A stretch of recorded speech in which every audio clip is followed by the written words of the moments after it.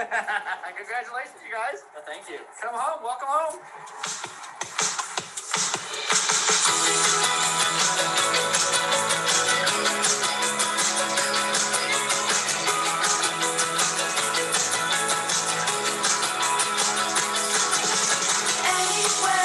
All right, guys, any final words? You guys are homeowners now. Congratulations. Thank you. That's all I can say is thank you. Well, thank you guys for allowing us to come along this journey with you, and we're excited. Now you have a wonderful home to make a lot Couldn't have done it without you. Well, we appreciate you guys. Thank you. Enjoy your new house. Yeah, love it.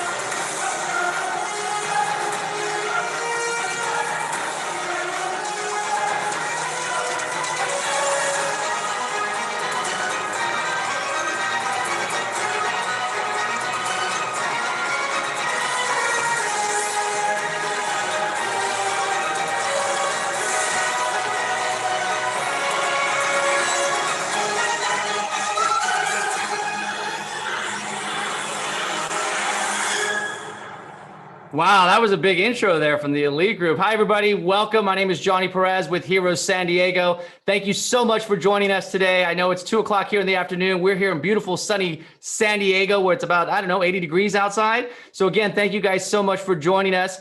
We have a wonderful show planned today. I mean, this is amazing that we were able to reach out to one of our local heroes who's really helping change lives on a daily basis. I hear he's like somewhat of like a TikTok influencer now, doing big things, definitely doing big things out there. But before we go into our speaker, what I'd like to do is bring out Michael Johnson with the Elite Group. Michael, are you on there? Right here, Johnny Perez. Hey, how you doing, sir? Welcome. Doing fantastic. Thank you so much for having me, Johnny P. We're so excited to be a part of this Hero San Diego, man. Yeah, we really appreciate your sponsorship. And more importantly, because you help us with all of our inspections, all throughout Southern California for all of our heroes. But more importantly, you guys, your commitment to making sure that transaction is held together and that you guys are doing the inspection from A to Z. Can you just tell us briefly what you guys are doing out there to make sure that these buyers are purchasing good homes and not lemons? Well, yeah, we're protecting the transaction. Our integrity is more important than anything to us. So what we're doing is we're looking at about 1,800 items at the time of the home inspection. Home inspections take about 3 hours, but we're trained to look at very serious items in a home to make sure you're making a good investment. When you're making the biggest purchase you're ever going to make in your life, you want to have some peace of mind. You want to have some confidence in what you're buying out there. So we're really giving peace of mind and protecting the transaction at the same time. And you guys are doing quite a bit of inspections out there. What are you guys averaging right now on a week? So right now, even this week, we booked 548 inspections, guys. Wow. And we do about 26,000 inspections a year, guys. So think about that. We see everything out there, and we know how important it is in this market right now. And it's a hot market. And we've worked our whole lives to get to a point where we can handle 550 inspections in a week. And let me tell you, we're locked and loaded and we're ready to go. We're doing a lot, and we're uploading those reports right away. So there's no real delays. And I know you guys got contingency removal periods that are really short. So it's important to get an inspector out there and to get that report into the hands to the buyers as soon as humanly possible. And I think we do a really good job at that. No, you guys are slaying the game on that. Now, what I also appreciate about you guys is because I know we have agents that are going to be joining us today as well as the consumers and our local heroes. But in the inspections, I mean, you go through, like you just said, this huge inspection report, but more importantly, talk about the E&O insurance. Because I know this is important, especially in this type of market where buyers have to release certain contingencies or it's really hard to get into a home. You guys are still there to protect all that and keep it together. Tell us about that real quick. Yeah, 100%. As a matter of fact, the industry and the California Association of Realtors will tell you that only about 65% of the home inspection companies carry E&O insurance. This is for errors and omissions, guys. If your inspector's not carrying their E&O insurance, then there could be an issue. Now, what happens if the inspector misses an item and it's a huge mold item or an issue they forgot to look at the roof or something? The buyers move in. All of a sudden, this roof is going to be $30,000. This mold is going to be $10,000. If you don't have the E&O insurance to protect you, there's going to be litigation involved. So first question I ask a home inspection company is, do you have E&O insurance? Second question is, please produce it so I know it's current and you're paying your premiums, because it doesn't work if you're not paying your premiums. So that's a big question out there. E&O insurance will protect the transaction. That's awesome. That's awesome. Well, thank you, Mike, so much for your support. We really appreciate it. And we're excited. We're excited for our next speaker, because from what I understand, he also works for you guys, right? Absolutely. He is one of our rock stars, I got to tell you. Awesome. Awesome, Mike. Well, we'll close out with you here at the end here. So I also hear something about this whole TikTok thing. I think we're going to see something like that. Let me see what I can find here. This is great. Thanks, Mike, for joining us. We'll see you soon.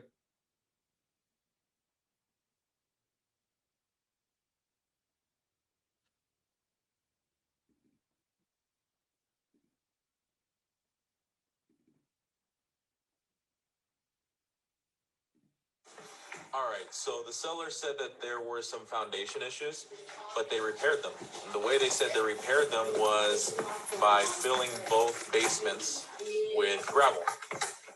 They filled them with gravel all the way to the top. You know why they would fill it?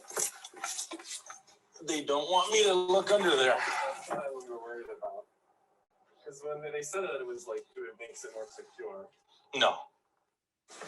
All right. So 2.6 million views on TikTok, right? But more importantly, he is a veteran. He is a combat veteran. Mr. Michael Ortiz, are you there, sir? Hey, how's it going? Good, good, good. Thank you so much for joining us today. We really appreciate you here at San Diego. Salute you. And first of all, we want to say thank you for your service. Thank you. Now, I understand here, before I get into the TikTok sensation, because I was amazed to see not only 2.6 million on just one inspection, right? Because a lot of us real estate agents in the game were like, we can't even do a TikTok, let alone get one person to watch it. You had 2.6 million. But before I get into that, let's take us back a little bit, because you have an interesting story here. You're a local hero. You grew up. And from what I understand, at age of 17, you joined the military? Yeah.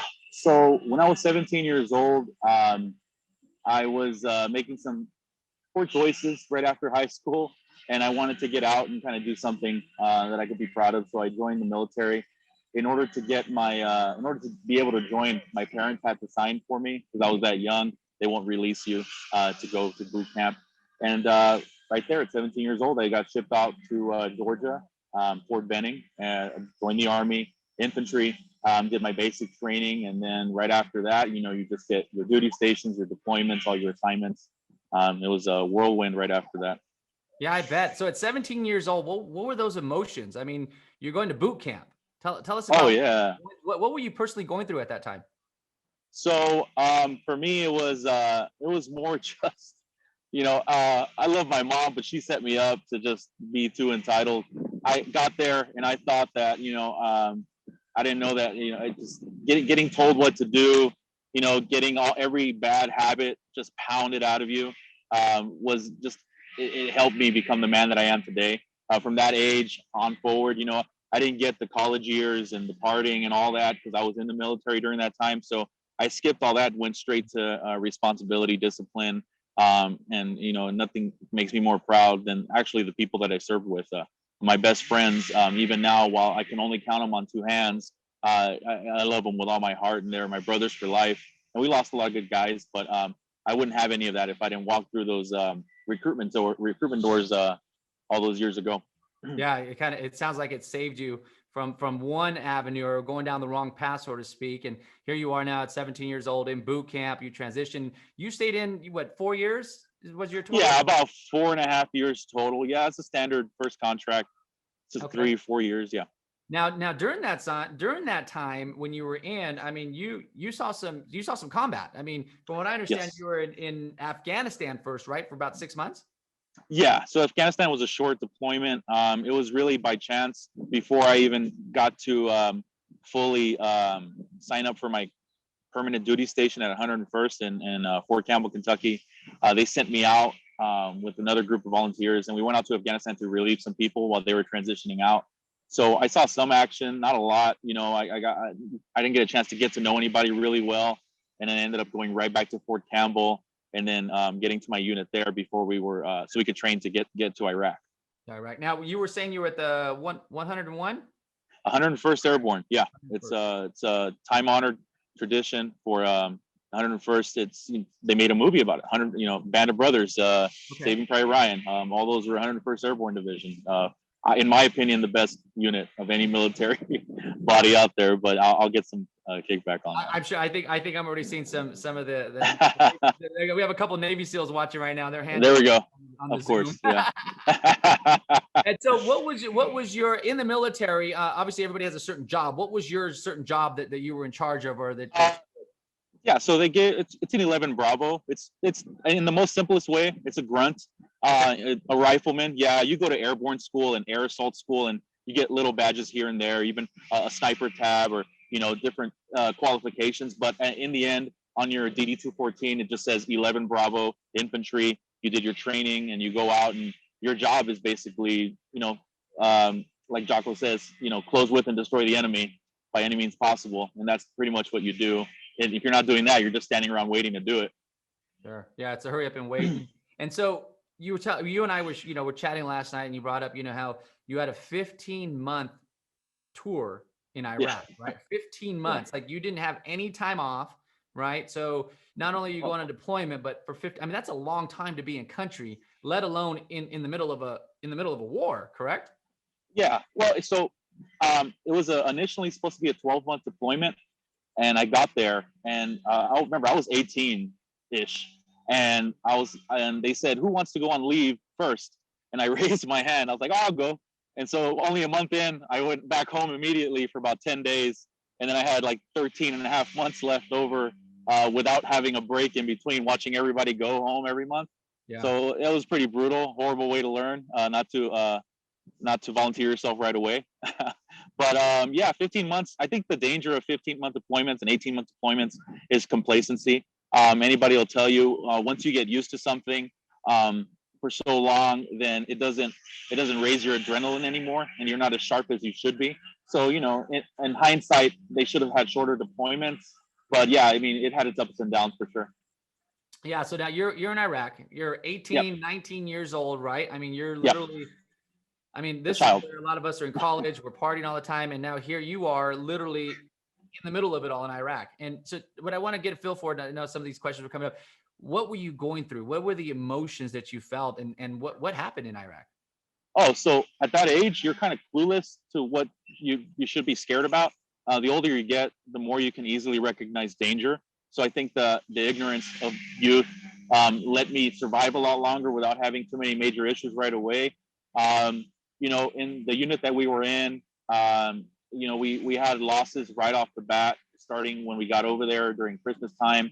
And my own platoon, my own squad, we had losses. My best friends, one of them died in my arms. And it's more of just, it doesn't happen every day. It's not like every day there's a firefight, every day there's an IED attack. And honestly, if that was the case, then I think it would have gone, I would have been a lot more, a lot better at my situational awareness. But because it was just so sporadic, you just never knew. And then every mission was just random. It was really hard as an 18, 19-year-old to, lose a guy here and there and be bumped up to squad leader, bumped up to team leader, then squad leader, given different responsibilities because we're losing guys here and there.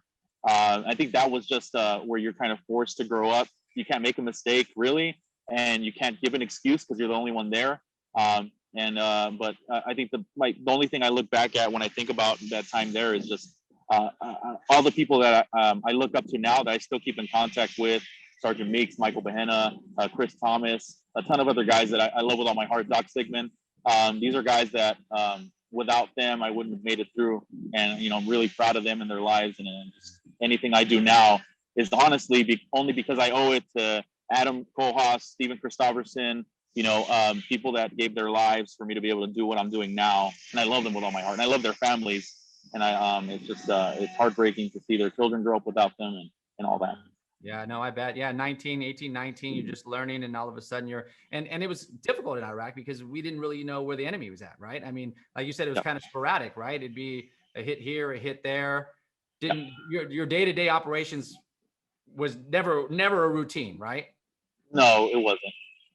It was just it's waiting for a mission, given a task, and then some days you're honest. In all honesty, some days sometimes you go so long without any action. You're hoping for something to happen just to take the edge off your anxiety, and then other times you're just hoping that it stops, and you're hoping that you can just stay on base. I was a kid, and it's just for me it was a lot of learning. But I learned a lot about life more than anything going over there. It didn't feel really like a war like I was used to growing up seeing, like in the shows I brought up before, like Band of Brothers, and right. and that's what I thought it was going to be like.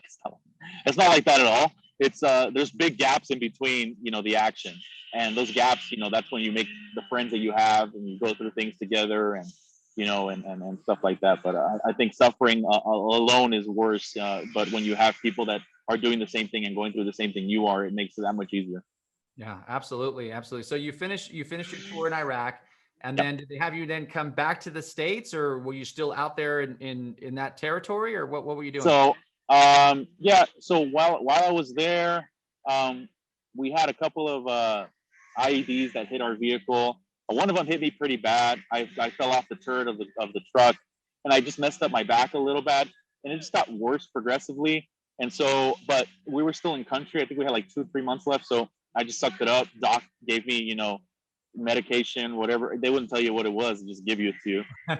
And then, when I got back, then I asked to transfer over to California to be close to family. And then, when we were in country, there was with my unit specifically, we had an incident where we lost 2 of our guys, and afterwards, when we finally caught up to the men responsible, we detained them. But then because there was a miscommunication with the chain of command, and they were released back to us, and we had to release them. And then unfortunately, in the process of releasing them, he died. He was killed. And then after that, there was they split our platoon up, so they dissolved the platoon. They send everybody to different platoons. I went to a scout platoon. Everybody else went to heavy weapons, Alpha Delta Company. And then they had this big trial, like a murder trial, basically. And then, so we were called back after we got back from Iraq to go to Fort Campbell, to go to hearings. And my best friend, I was just at his wedding. I was a groomsman at his wedding, Michael Behenna. He was the one that was charged with the premeditated. And the thing is that, what it did was it showed me that loyalty is important. A lot of the things I learned when I was younger, it was you got to make sure that you're honest and you're upfront and you're loyal. And being there for Mike Behenna, and getting back to the States and realizing that while they can strip you of your rank and all that for not going along with everybody else, it gave me an opportunity to test my own loyalty, and it paid off in a great way. I made a great friend for life. And then I got back, and immediately after the trial was over, and he was pardoned by the previous president, and everything worked out really great for him. He's out now with a brand new son, and married, and he has a farm and everything in Oklahoma. But right now, after that, I went to Fort Irwin, which is the worst place on the planet. Barstow is, it's pretty bad. Fort Irwin's about 30 miles worse than Barstow away. Wow. Okay. And I hated it there, but I got there and my back started getting worse. I went to the Naval Medical Center in San Diego, and then there I got a surgery, back surgery, and then eventually they're like, okay, well, you're not good to go. You're going to need a wheelchair walker, this and that. So I got out of the military, medical discharge, and I had about 4 more surgeries since then. I'm good now. It's just it's more of a place that right when I got out, I didn't really know what I was going to do. And so the first thing that happened was, I got a job at the local gym that I was doing my therapy at. Yeah. Right. So real quick before we go into that transition here, because I mean, obviously there's a lot of emotion there, right? A lot of you're 18, 19 years old, about to be 20. Yeah. You're in firefights, IED. Now you have the back issues. So they release you, or you retire from the military, so to speak. You're now in San Diego getting your surgeries, right? So how was that transition? Because I know a lot of the heroes that are listening today, they're going to be going through that transition, right? And a lot of them have already been through it. And that's tough, because especially at that young age, to be exposed to everything that you were exposed to on that daily basis with the anxiety and are we going to get shot at? Are we going to be in combat? You know, when will I get to go home? All those things. What were some of those emotions that we're going through for that transitional part, or during that transitional part, I should say? I think that the hardest part was finding something that would give you the same satisfaction and fulfillment as serving did. Honestly, being in the military stateside is night and day difference from being in the military on deployment in combat. So even being back on a military base was stressful enough because you're so high strung all the time. And a lot of the guys couldn't handle it coming back. They needed to do something so they would take part in risky behavior, you know, alcohol, drugs, and unfortunately a lot of suicide. And it's hard because you're not stronger for not, you know, it doesn't make you stronger that you didn't, you know, turn to substances or turn to suicide. It just means that, you know, it's some people that, you know, have such a hard time. And I've seen myself that, you know, you see someone who genuinely looks like they're okay on the outside. And then there's no room to worry about them because they're so used to embracing a crappy situation. They don't know how to speak out. So I guess the biggest part of the transition that I would suggest is reaching out for help wherever you can get it. I mean, you have so many areas of the VA that are available to you to assist you. Even before that, to transition, you have social workers, case managers, AW2 for Army Wounded Warrior. You got the Marine Corps, even the Navy. Everybody has the Wounded Warrior battalions or transition centers. And then you have even the Wounded Warrior program. You have different programs that are just waiting to help people.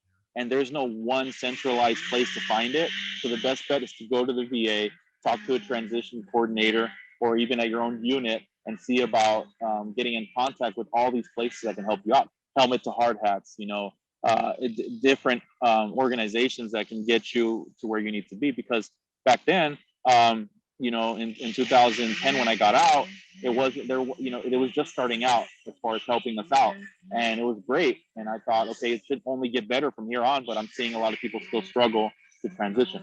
Yeah, no, and I appreciate you sharing that, because that's one of the biggest things. A lot of the heroes that are transitioning out, they don't know where to go, right? And that's the reason. Another reason we started Hero San Diego was for some of those extra resources, right? Obviously, our resources are geared to how to utilize those VA benefits to improve their housing situations. But you're right, you're correct that there are services out there, and they need to reach out or ask for that help, which is sometimes really hard on that transition. So you're transitioning out. Right. Surgery after surgery, you're not sure what you're going to do. You know, you were on a clear path there, a clear focus on a clear mission, so to speak. And then it all got changed up on you. So you said you became a personal trainer? Yeah, by accident. I mean, so I was working out at a gym and I was swimming because that's all I was allowed to do with my back. So I was swimming a lot at a Valley Total Fitness back when they were around. And they said they were hiring. And I was like, okay, well, what are you hiring for? And they say, we need a personal trainer. I'm like, hey, what do they do? And they're like, you just tell people what to do. I'm like, okay, it's like a drill sergeant. I was like, all right, you just yell at people and you get paid to do it. So that's what I ended up doing. And I was only successful at it because I would yell at people. Yeah, I was like, I got towards the end of my military service, I was able, you know, you're still put in charge of a few people. Sure. So in the infantry, it's a lot of just, you know, anger. So we're all yelling at each other. And so for me, it was people just love coming in and getting yelled at to do push-ups and this and that. And I was successful at it. And now, then, let me ask you a question. Did you have your sleeves done at that time too? No, this is okay. This is all throughout. Yeah. Because that would have been really intense. It would have been like, wait a minute, I got the infantry guy yelling at me to do push-ups. No. If you ask my daughter, I'm the biggest teddy bear around. It's just like, you know, I'm 6 feet tall, 300 pounds. People, you know, automatically assume I'm angry. I'm just not. Before we transition to the next one, tell us a little bit about your family here, because you are a family man, beautiful wife. Tell us a little bit about them. Yeah, so I have 3 toddlers, and I have my wife. We met in St. Louis.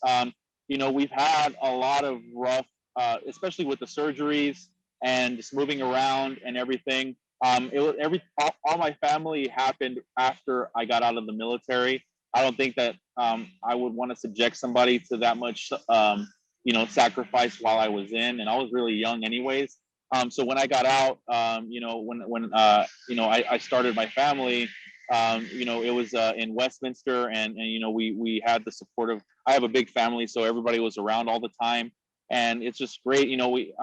When everything happened, I think the amount of VA appointments, surgeries, and all that made it really tough. For a long period of time, I wasn't really able to pick up my kids or bend over to play with them on the ground. So it sucked for a good portion of it because it hurt so much. And that was the most frustrating thing. It's just such a crappy thing to feel.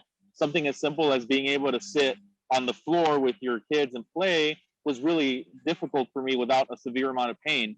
And I didn't want to be hooked on narcotics or anything like that. So I had to figure something out. And eventually I did, which I'm now, right now, the only thing I got to worry about is just not taking too much Advil throughout the day, but that's about it. Okay. There's no narcotics. There's no, major, whenever my back is bad for the day, I know exactly what to do because of experience. Yeah. But yeah, I wouldn't be able to be here. I wouldn't be here without my family. There's no way I wouldn't be here at all. That support system is huge, not only in the transition, but in the recovery side of it. Yeah. We notice that we always want to tell our heroes that, go to your family, go to your friends, put those resources together to really help you transition. So you went from private trainer, because this gets amazing. When you were telling me this story the other day when we were chatting, this goes amazing. So you went from private trainer to saying, I think I want to create furniture. Yeah. So when I moved back to California, when we moved back to California from St. Louis, I didn't have a job. I was just using my GI Bill to go to school and collecting the housing allowance. Mm-hmm. And I thought I made a small chalkboard, and I sold it online, and somebody bought it, and I shipped it out to them. I lost money on it, but then somebody else asked for it after I showed a picture, and then another person, and then before I knew it, I just, without going into it too much, just a couple weeks later, I was getting dozens of orders a week, and I was getting emails from different people and businesses. Now your wife actually posted the pictures of your work somewhere, right? Yes, yeah. So it was on Pinterest, and it was like a ladder, and then next thing you know, we get an email from Urban Outfitters. They want thousands of ladders, and they wanted to order all these things, and then restaurants wanted to order chalkboards for their Lazy Dog, Twin Peaks. Different restaurants wanted to order chalkboards for their storefronts and all that. And it just became a big thing, and it was a lot of work, and I could barely keep up. It was definitely a wild time. It actually became a little overwhelming, and then I said, okay, well, I switched gears. I'm very ambitious, so I don't like to stay doing one thing for long. So I switched over to instead of making a bunch of small things to ship out, I said, well, let me try making some furniture, and I ended up making a piece of furniture for a restaurant, and then made some tables, and then I started doing tables for businesses and boutiques and hotels, and I was doing a lot of work there, and it was great, up until the pandemic. Wow, that's amazing though. So to think, okay, here, because we know about social media, we know about all these different outlets, but here you are, you post on Pinterest, right? And a lot of us are, why do we need a Pinterest account? Gary Vee talks about it all the time. You should be everywhere, especially if you're an entrepreneur and you're out working and hustling. So your wife puts it on Pinterest, not thinking anything. And then just like that, overnight, it gets picked up. And then you actually went as far as actually buying a building and actually doing your own manufacturing, correct?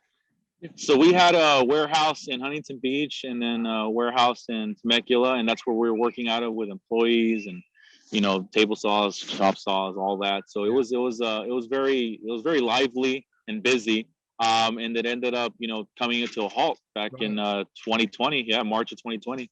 So you were like a majority of everybody. The pandemic hit, and it was like, what do we do now? And I mean, you got this road to recovery. You leave the military. You have your surgeries.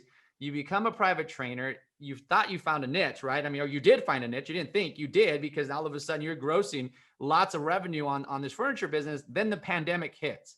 So during Yes. that time, what settles in that mind frame? What's that mindset that you have that's going, now what? Well, so I didn't give myself any time to just let it set in. I immediately went to go interview at Elite Group. I had interviewed with them once before, but then right after the interview, I had a big order from a restaurant, so I just bounced. I said, I'm not gonna. I was like, oh wow, this is awesome, like, you know, a big order. But I came back and I said, I got my certification, and then I did the field training.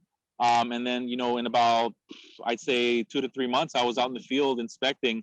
The reason why I started the social media was because of what I've learned when I was doing furniture, because you know, the videos and the photos of the things I was making, and that's how I kind of transitioned towards helping me with inspections. Right, right. And your transition to home inspection. I mean, a lot of home inspectors take what, 3 to 6 months in order to go through Yeah. all the process and training. Tell us how. I mean, I was amazed on how you just zipped through it. Tell us. So yeah, well, for me it was immediately I did the certification, which typically takes a lot longer. But what I did was I did from 7 a.m. to 8 p.m. every day, study, quiz, exam, one after the other, every single day, Monday through Sunday. And I couldn't have done that without the support of my family, without the support of my wife. You know, it just, you know, doing it over and over again until I got the certification. I took all that knowledge along with my own research of things that I wanted to know more about. And then I took that and I went to go ride along and train for a couple of weeks. And I soak up so much more when I see things in person as opposed to paper. And so I soaked it all up. And then before you knew it, you know, 3-4 weeks after doing ride-alongs, I started doing, you know, condominiums, townhouses, and then it went from there, older houses and all that. And each new house, you know, I was doing two a day, and each new house was just giving me more and more information. And I still did, I was still doing more classes even while I was inspecting. So I was doing more and more classes because I do not want to be the guy that doesn't know.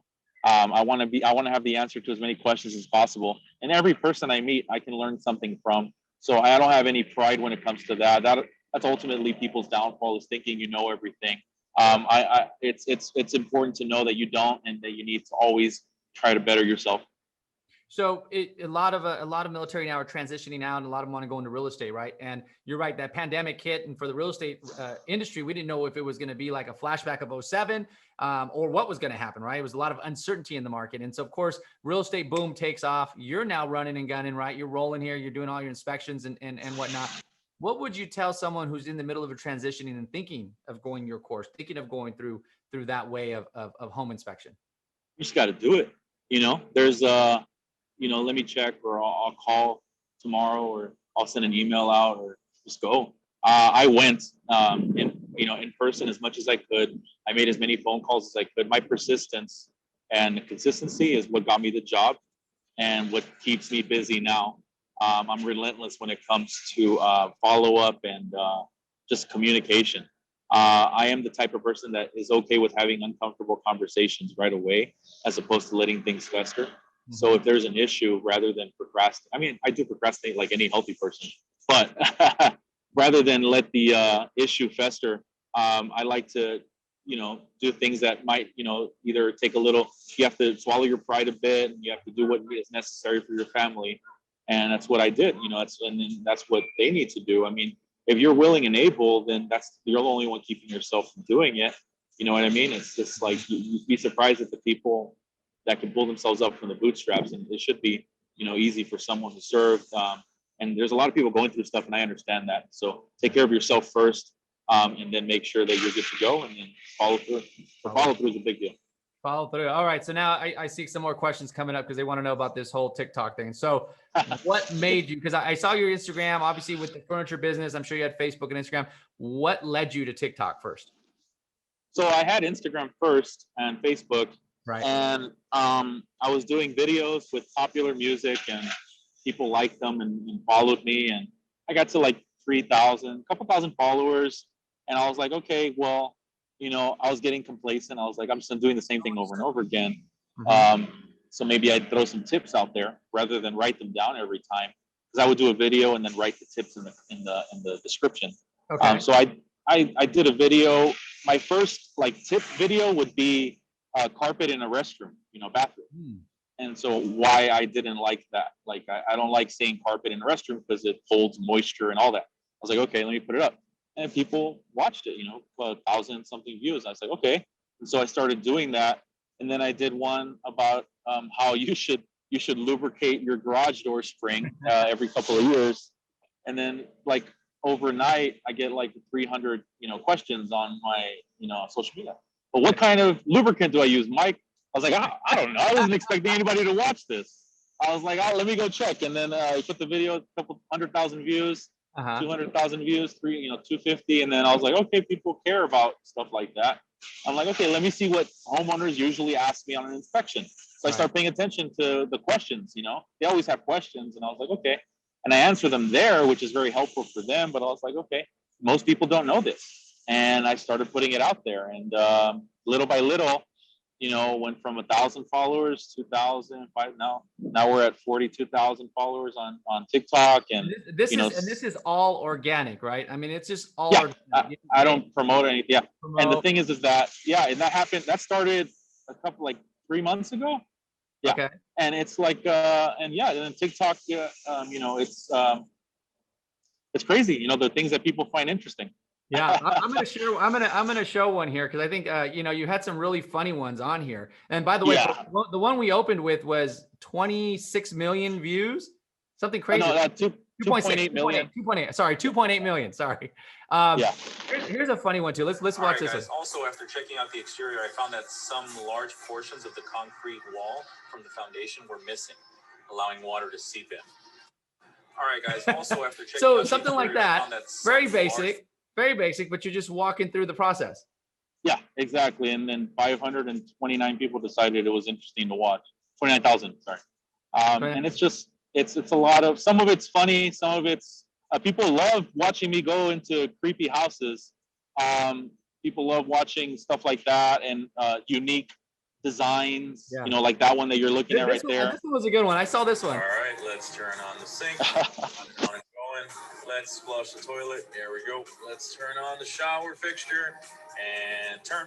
And it's on. And there's a bathtub faucet in the shower stall. I don't understand what's going on. What's it going to fill up? What happened here? Watching myself is... Oh, my God. That's awesome. It's not the best. No, but you know what? That's stuff that happens in real estate here. So, let's talk about the home inspector role, right? Because you're now helping lots of heroes get into homes on the home inspection side of it, right? Tell us about some of those inspections you're doing. What are you seeing out there? What are some of, because some of the folks that are listening today are heroes that are going to purchase their first home. Yeah. So I think that I think it's important to set aside what's cosmetic and what's serious. You have the stuff that you actually hired us for, the foundation, the roof, the plumbing, electrical, HVAC. Those are the things that we should really be caring about. Every house on every street that I've seen, even brand new built homes, they're going to have cosmetic issues.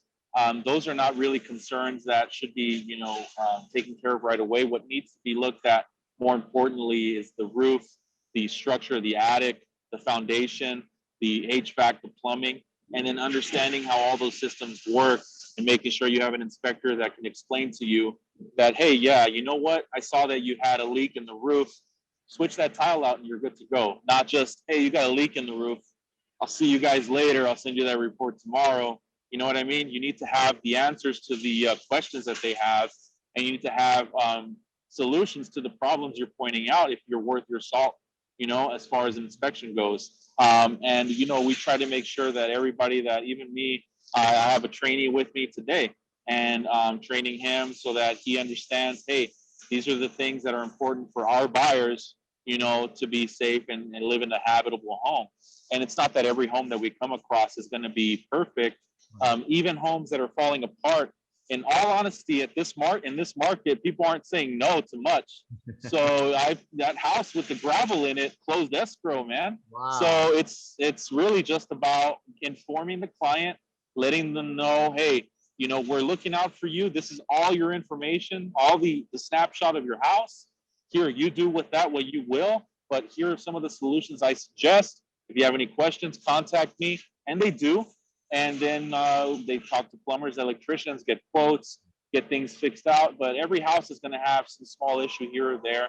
Look out for the big stuff. And even when there is a big item to take care of, you want to make sure that what needs to be done. You can't just point out a problem and not give a possible solution at least. Right. Yeah, and we always recommend every buyer, you're buying a home, do a home inspection, even if you're waiving it. Because I know right now buyers are waiving home inspections, they're waiving appraisals, they're waiving everything. They're waiving the gravel that's underneath the house, underneath the house, right? Yeah, right. But you're absolutely correct. They want to go out, they want to get an inspector out there who's certified. Because you guys, tell me about your certifications here real quick. Because there's another one, right? INTERNACHI. Did I say that correctly? Yeah. So INTERNACHI is the certification, the main certification that we hold. Elite Group does, and it's awesome because they offer so much education to keep up with current standards and code requirements, safety standards, new appliances, and all that. And so we constantly have to retest every year to make sure that we're up to date on everything. And it's hours and hours of training, and on top of that, the training that you do in the field. And a lot of our inspectors hold certifications with termite inspections, roof certifications, mold and air quality, and then we have inspectors that are CCPIA certified, commercial building and property inspections. That's what I'm working on right now, and we're just constantly trying to better ourselves so that we can offer as much as possible all in-house. Right. So buyers, if you're listening, if you're purchasing a home or about to or going to start the process, have a home inspector, have them come out, take a look at the house, do a home inspection, at least do your due diligence so you know what's happening with that home, and then you can make a better decision if you want to move forward with that. So with that said, I have another question for you here, Mike. I know we're almost out of time, and I was just getting started, but all right. What's next? I heard you talk about going commercial, right? What are we looking at? Like, let's go 2 years and maybe 5 year. What's the 2 to 5 year plan? 2 to 5 years? Okay. So in 2 years, I'm looking to wait, before you answer that, I know you're going to go bigger on TikTok because I already know they're paying you. So besides TikTok. Yeah. So besides TikTok, that'll be my primary source of income, right? My goal right now, my immediate goal is before the end of the year to be, fully certified to handle commercial properties, so I can offer that to my clients as well. Restaurants, churches, gyms, bars, commercial buildings.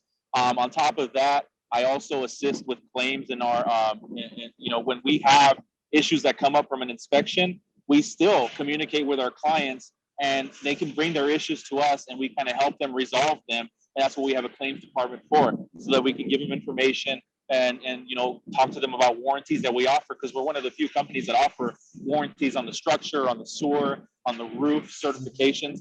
And so, dealing with customer service is a big deal. And honestly, I just think of any training that I can get on the side, it's all going to be just to get me to the position that I want to be in. I want, guys like great inspectors like Mike Spears, Paul Lister, and our marketing, guys like Michael Johnson and Josh Niehaus. I want them to get the next, position up so I can take theirs, and I want to keep going. We're talking 2-year plan. I want their jobs, and I want them to get the jobs of the guy above them. 5 years, I mean, I don't want to say. My ambition, I want to make sure that, but I love the company that I work for, and I want to be a big part of it. I'll just say that. That's awesome. Yeah. Mike. That is amazing. Well, thank you for sharing your story with us. I know a lot of heroes that are listening today, and I know that biggest move is that transition, but there is, with that transition, there's a lot of work in real estate. Here you are, you went from literally in the combat zone to now one of the top inspectors you're out in, where are you at today? Because I thought you were in country first of all, but. No, I'm in Banning, California. I was just in Santa Monica like a couple hours ago. Yeah, and so after this, I go back to Temecula. I'm just all over the place. So I love driving. Yeah, you cover all of Southern California. So if anybody's listening, you want to hire Michael Ortiz in the Elite Group, you can follow him give him your Instagram. Yeah, Veteran Home Inspector. And that's also for TikTok, because I know everybody's dying to jump on it and see all those wonderful TikTok videos. Yeah. All right. Awesome. Well, Michael, thank you so much for joining us today. I really, really appreciate you. Thank you again for your service. Hero San Diego salutes you. And we'll see you soon, my friend, out there as we sell more houses to our heroes. Sounds good. Thank you. Awesome. Thanks so much for joining us. All right, I'm going to bring back our Michael Johnson, our sponsor of the show with the Elite Group. Michael, thank you for allowing Michael to join us.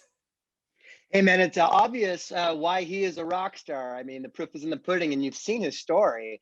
And we couldn't be more thrilled. And just in just a few months, Michael went from no request to having an 80% requests on all of his inspections. That's huge. That's So huge. that's how rock star he is. And we've got several of those rock stars on board, guys. So we currently have 78 home inspectors. We're going to onboard another 7.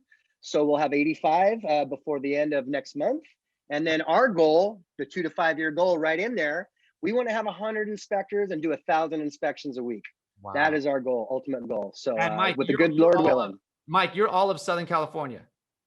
Yeah, we're in 6 Southern California counties. So, and we operate 7 days a week, guys. Not everybody works on weekends, but we do.